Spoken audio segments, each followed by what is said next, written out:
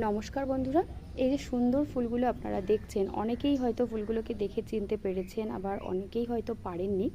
তো এগুলো হচ্ছে নয়নতারা ফুলের গাছ। যারা মোটামুটি 12 মাস বাড়ির বাগানকে ফুলে ভরিয়ে রাখতে চাইছেন, তারা কিন্তু অবশ্যই এই নয়নতারা ফুলের বেশ কিছু গাছ লাগিয়ে রাখতে পারেন বাগানে।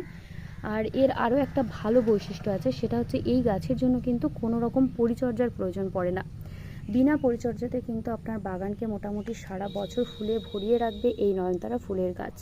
এই যে আমার যে গাছগুলো দেখছেন না আপনারা এখানে, এই গাছগুলোর জন্য কিন্তু আমি কোনো রকম পরিচর্যা করি না। শুধুমাত্র কি করি, 2 মাসে একবার করে আমি ডালগুলোকে খুব ভালো করে ছেটে দিই, নাহলে অতিরিক্ত বড় হয়ে গেলে গাছ আবার ভালো লাগে না।